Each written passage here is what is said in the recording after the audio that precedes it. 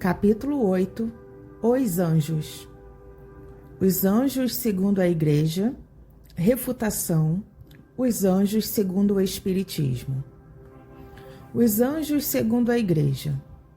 1. Todas as religiões têm tido anjos sob vários nomes, isto é, seres superiores à humanidade, intermediários entre Deus e os homens. Negando toda a existência espiritual fora da vida orgânica, o materialismo naturalmente classificou os anjos entre as ficções e alegorias. A crença nos anjos é parte essencial dos dogmas da Igreja, que assim os define. 2.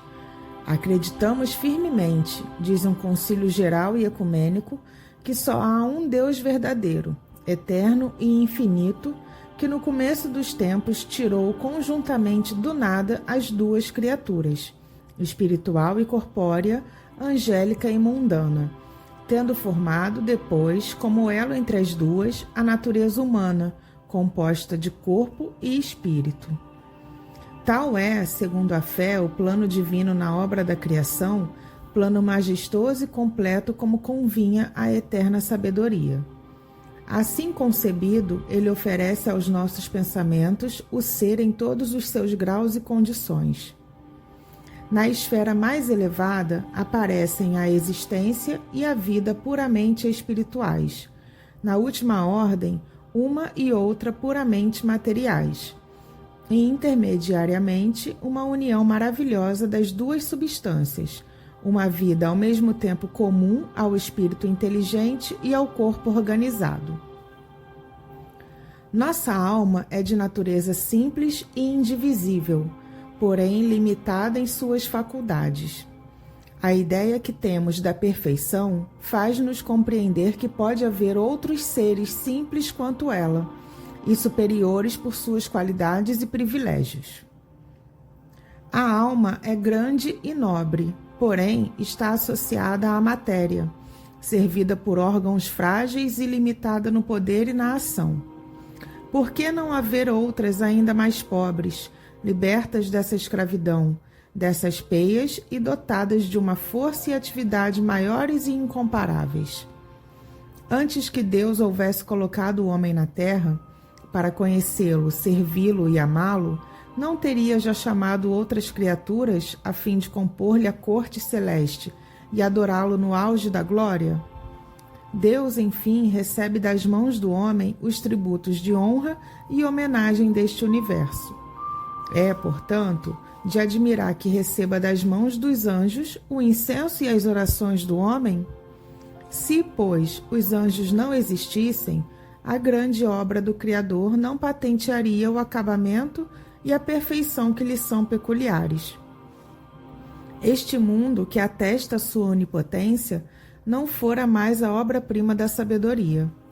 Nesse caso, a nossa razão, posto que fraca, poderia conceber um Deus mais completo e consumado. Em cada página dos sagrados livros, do Velho como do Novo Testamentos, se fez menção dessas inteligências sublimes, já em piedosas invocações, já em referências históricas. A sua intervenção aparece manifestamente na vida dos patriarcas e dos profetas. Serve-se Deus de tal ministério, ora para transmitir a sua vontade, ora para anunciar futuros acontecimentos. E os anjos são também quase sempre órgãos de sua justiça e misericórdia.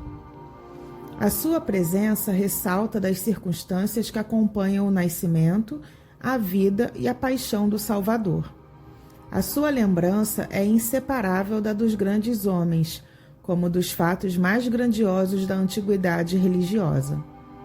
A crença nos anjos existe no seio mesmo do politeísmo e nas fábulas da mitologia, porque essa crença é tão universal e antiga quanto o mundo. O culto que os pagãos prestavam aos bons e maus gênios não era mais que falsa aplicação da verdade, um resto degenerado do primitivo dogma. As palavras do Santo Concílio de Latrão contêm fundamental distinção entre os anjos e os homens. Ensinam-nos que os primeiros são puros espíritos, enquanto que os segundos se compõem de um corpo e de uma alma, isto é, que a natureza angélica subsiste por si mesma, não só sem mistura como dissociada da matéria, por mais vaporosa e sutil que se suponha, ao passo que a nossa alma, igualmente espiritual, associa-se ao corpo de modo a formar com ele uma só pessoa, sendo tal e essencialmente o seu destino. Enquanto perdura tão íntima ligação de alma e corpo, as duas substâncias têm vida comum e se exercem recíproca influência. Daí o não poder a alma libertar-se completamente das imperfeições de tal condição. As ideias chegam-lhe pelos sentidos na comparação dos objetos externos e sempre debaixo de imagens mais ou menos aparentes. Eis porque a alma não pode contemplar-se a si mesma, nem conceber Deus e os anjos sem atribuir-lhes formas visíveis e palpáveis. O mesmo se dá quanto aos anjos, que para se manifestarem aos santos e profetas, hão de revestir formas tangíveis e palpáveis. Essas formas, no entanto, não passavam de corpos aéreos que faziam mover-se e identificar-se com eles, ou de atributos simbólicos de acordo com a missão a seu cargo. Seu ser e movimentos não são localizados nem circunscritos a limitado e fixo ponto do espaço. Desligados integralmente do corpo, não ocupam qualquer espaço no vácuo, mas assim como a nossa alma existe integral no corpo e em cada uma de suas partes, assim também os anjos estão, e quase que simultaneamente em todos os pontos e partes do mundo. Mais rápidos que o pensamento, podem agir em toda parte num dado momento, operando por si mesmos sem outros obstáculos, senão os da vontade do Criador e os da liberdade humana.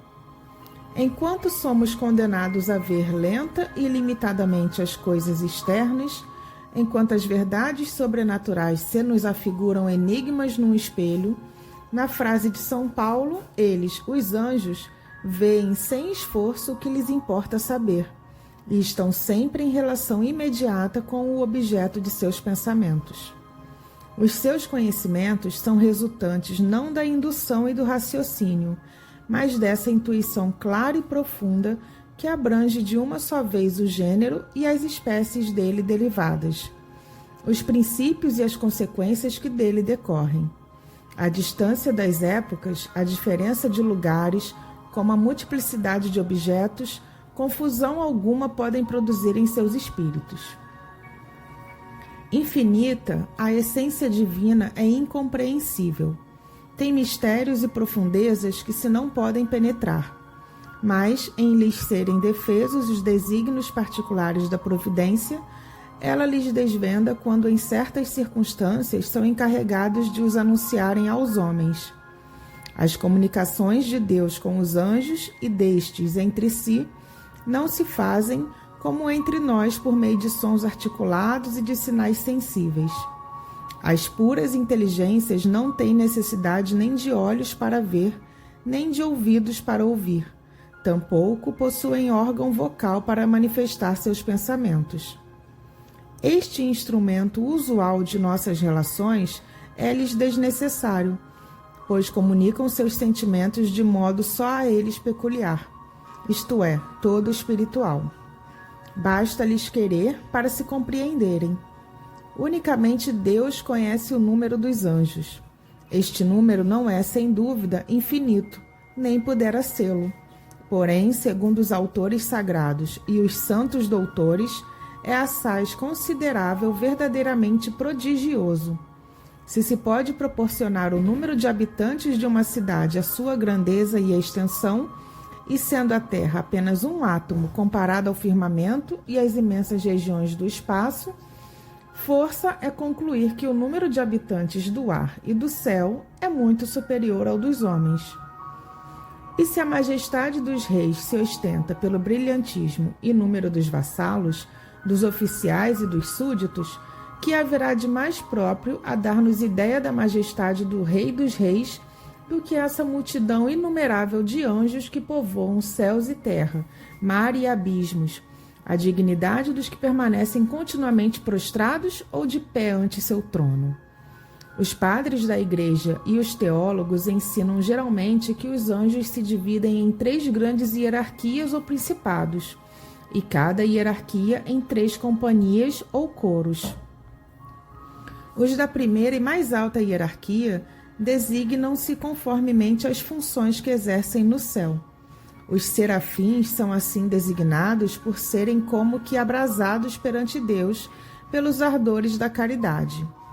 Outros, os querubins, por isso que refletem luminosamente a divina sabedoria.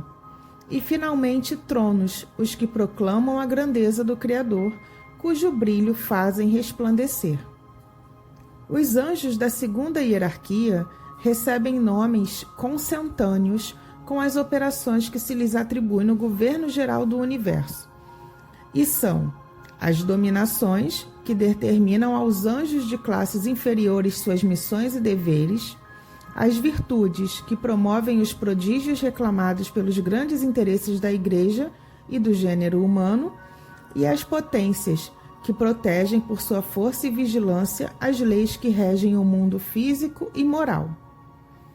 Os da terceira hierarquia têm por missão a direção das sociedades e das pessoas, e são os principados, encarregados de reinos, províncias e dioceses, os arcanjos, que transmitem as mensagens de alta importância, e os anjos de guarda, que acompanham as criaturas a fim de velarem pela sua segurança e santificação.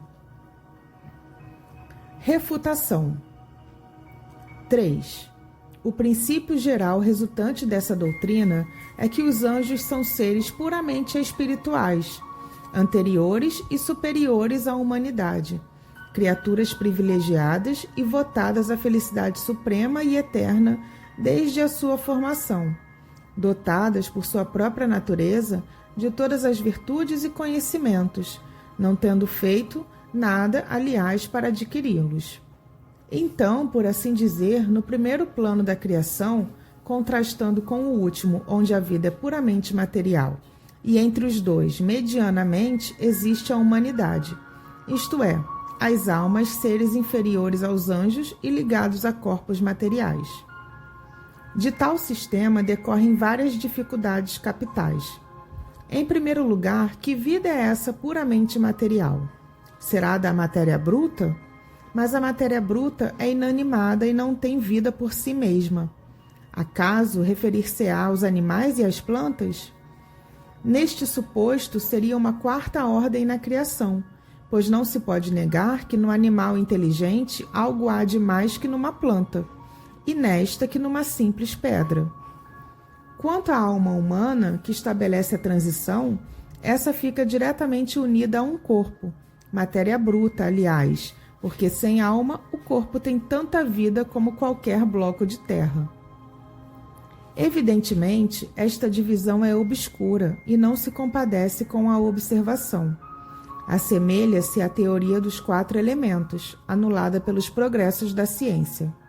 Admitamos, entretanto, estes 3 termos: a criatura espiritual, a humana e a corpórea, pois que tal é, dizem o plano divino, majestoso e completo como convém à eterna sabedoria.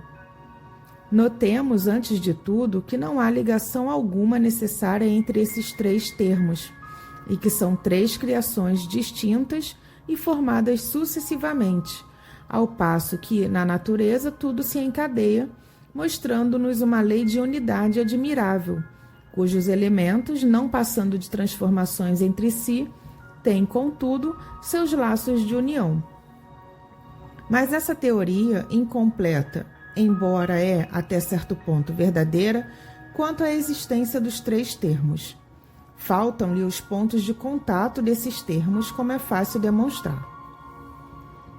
4. Diz a Igreja que esses 3 pontos culminantes da criação são necessários à harmonia do conjunto. Desde que lhe falte um só que seja, a obra incompleta não mais se compadece com a sabedoria eterna. Entretanto, um dos dogmas fundamentais diz que a terra, os animais, as plantas, o sol e as estrelas e até a luz foram criados do nada há 6.000 anos. Antes dessa época não havia, portanto, criatura humana nem corpórea. O que importa dizer que no decurso da eternidade a obra divina jazia imperfeita. É artigo de fé capital a criação do universo há 6.000 anos, tanto que há pouco ainda era a ciência anatematizada por destruir a cronologia bíblica, provando maior ancianidade da Terra e de seus habitantes. Apesar disso, o Concílio de Latrão, concílio ecumênico que faz lei em matéria ortodoxa, diz: acreditamos firmemente num Deus único e verdadeiro, eterno e infinito, que no começo dos tempos tirou conjuntamente do nada as duas criaturas, espiritual e corpórea.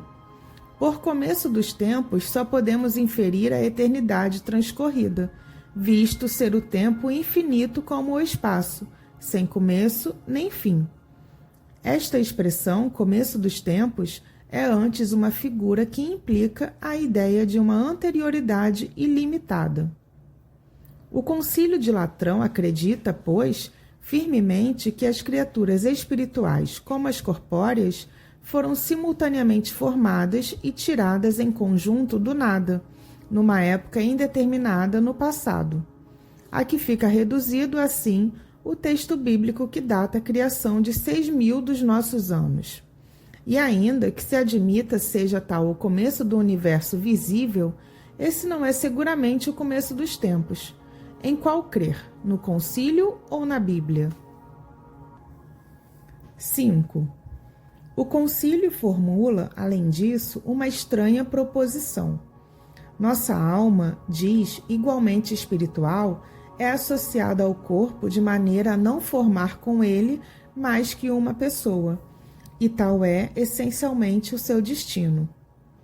Ora, se o destino essencial da alma é estar unida ao corpo, esta união constitui o estado normal, o desígnio, o fim, por isso que é o seu destino.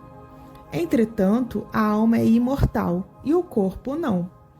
A união daquela com este só se realiza uma vez, segundo a Igreja, e ainda que durasse 1 século, nada seria em relação à eternidade. E sendo apenas de algumas horas para muitos, que utilidade teria para a alma união tão efêmera? Mas que se prolongue essa união tanto quanto se pode prolongar uma existência terrena, e ainda assim poder-se afirmar que o seu destino é estar essencialmente integrada? Não, essa união mais não é na realidade do que um incidente, um estádio da alma, nunca o seu estado essencial. Se o destino essencial da alma é estar ligado ao corpo humano, se por sua natureza e segundo o fim providencial da criação, essa união é necessária às manifestações das suas faculdades, forçoso é concluir que, sem corpo, a alma humana é um ser incompleto.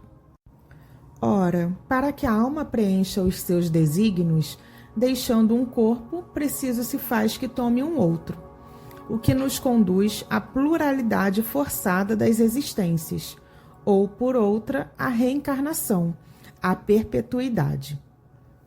É verdadeiramente estranhável que um concílio, havido por uma das luzes da Igreja, tenha a tal ponto identificado os seres espiritual e material, de modo a não subsistirem por si mesmos, pois que a condição essencial da sua criação é estarem unidos. 6. O quadro hierárquico dos anjos nos mostra que várias ordens têm, nas suas atribuições, o governo do mundo físico e da humanidade, para cujo fim foram criados. Mas, segundo a Gênese, o mundo físico e a humanidade não existem senão há 6.000 anos.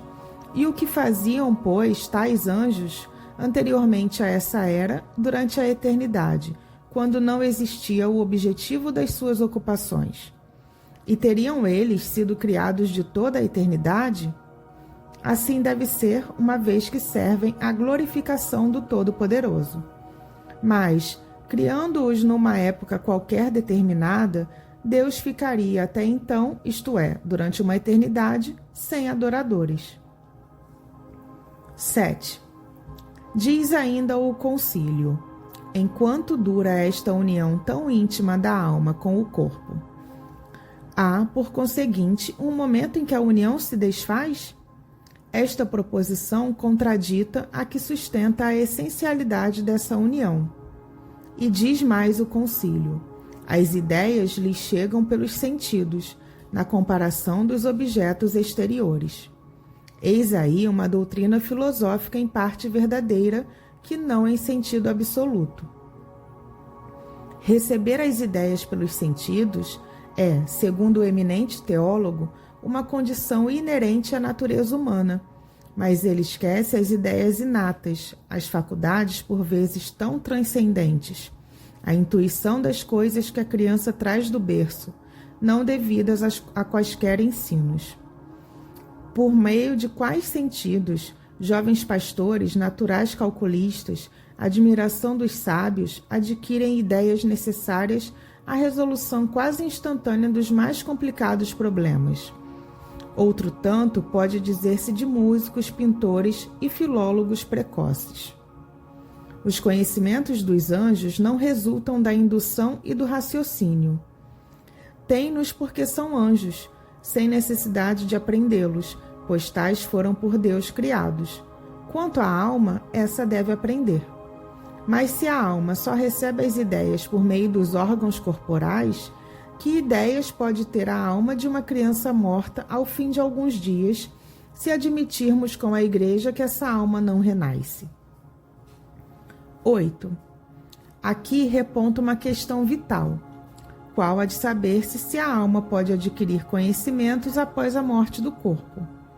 Se, uma vez liberta do corpo, não pode adquirir novos conhecimentos, a alma da criança, do selvagem, do imbecil, do idiota ou do ignorante permanecerá tal qual era no momento da morte, condenada à nulidade por todo o sempre. Mas, se ao contrário, ela adquire novos conhecimentos depois da vida atual, então é que pode progredir. Sem progresso ulterior para a alma, chega-se a conclusões absurdas, tanto quanto admitindo-o se conclui pela negação de todos os dogmas fundados sobre o estacionamento, a sorte irrevogável, as penas eternas e etc. Progredindo a alma, qual o limite do progresso? Não há razão para não atingir por ele ao grau dos anjos, ou puros espíritos. Ora, com tal possibilidade, não se justificaria a criação de seres especiais e privilegiados, isentos de qualquer labor, gozando incondicionalmente de eterna felicidade, ao passo que outros seres menos favorecidos só obtêm essa felicidade a troco de longos, cruéis sofrimentos e rudes provas. Sem dúvida que Deus poderia ter assim determinado, mas, admitindo-lhe o infinito de perfeição, sem a qual não fora Deus, força é admitir que coisa alguma criaria inutilmente, desmentindo a sua justiça e bondade soberanas. 9. E se a majestade dos reis ostenta o seu brilhantismo pelo número dos vassalos, oficiais e súditos, que haverá de mais próprio a dar-nos ideia da majestade do Rei dos Reis do que essa inumerável multidão de anjos que povoam céu e terra, mar e abismos, a dignidade dos que permanecem continuamente prostrados ou de pé ante seu trono? E não será rebaixar a divindade confrontá-la com o Fausto dos soberanos da terra? Essa ideia, inculcada no espírito das massas ignorantes, falseia a opinião de sua verdadeira grandeza. Sempre Deus reduzido às mesquinhas proporções da humanidade. Atribuir-lhe como necessidade milhões de adoradores, perenemente genuflexos, é emprestar-lhe vaidade e fraqueza próprias dos orgulhosos déspotas do Oriente. E que é que engrandece os soberanos verdadeiramente grandes? É o número e brilho dos cortesãos? Não, é a bondade, é a justiça, é o título merecido de paz do seu povo. Perguntareis se haverá algo de mais próprio a dar-nos a ideia da grandeza e majestade de Deus do que a multidão de anjos que lhe compõem a corte. Mas certamente que há, e essa coisa melhor é apresentar-se Deus às suas criaturas soberanamente bom, justo e misericordioso, que não colérico, invejoso, vingativo, exterminador e parcial, criando para sua própria glória esses seres privilegiados, cumulados de todos os dons e nascidos para a felicidade eterna, enquanto a outros impõe condições penosas na aquisição de bens, punindo erros momentâneos com eternos suplícios. 10. A respeito da união da alma com o corpo, o Espiritismo professa uma doutrina infinitamente mais espiritualista, para não dizer menos materialista, tendo ao demais a seu favor a conformidade com a observação e o destino da alma. Ele ensina-nos que a alma é independente do corpo, não passando este de temporário invólucro. A espiritualidade é-lhe a essência, e a sua vida normal é a vida espiritual. O corpo é apenas instrumento da alma para exercício das suas faculdades nas relações com o mundo material. Separada desse corpo, goza dessas faculdades mais livre e altamente. 11. A união da alma com o corpo, em ser necessária aos seus primeiros progressos, só se opera no período que poderemos classificar como da sua infância e adolescência. Atingido, porém, que seja um certo grau de perfeição e desmaterialização, essa união é prescindível. O progresso faz-se na sua vida de espírito. Demais, por numerosas que sejam as existências corpóreas, elas são limitadas à existência do corpo, e a sua soma total não compreende, em todos os casos, senão uma parte imperceptível da vida espiritual, que é ilimitada. Os anjos segundo o Espiritismo. 12. Que haja seres dotados de todas as qualidades atribuídas aos anjos, não restam dúvidas. A revelação espírita, neste ponto, confirma a crença de todos os povos, fazendo-nos conhecer, ao mesmo tempo, a origem e natureza de tais seres. As almas ou espíritos são criados simples e ignorantes, isto é, sem conhecimentos nem consciência do bem e do mal, porém aptos para adquirir o que lhes falta. O trabalho é o meio de aquisição e o fim, que é a perfeição, é para todos o mesmo. Conseguem-no mais ou menos prontamente em virtude do livre-arbítrio e na razão direta dos seus esforços. Todos têm os mesmos degraus a franquear, o mesmo trabalho a concluir. Deus não aquinhoa o melhor a uns do que a outros, porquanto é justo e visto serem todos seus filhos, não tem predileções. Ele lhes diz: eis a lei que deve constituir a vossa norma de conduta. Ela só pode levar-vos ao fim.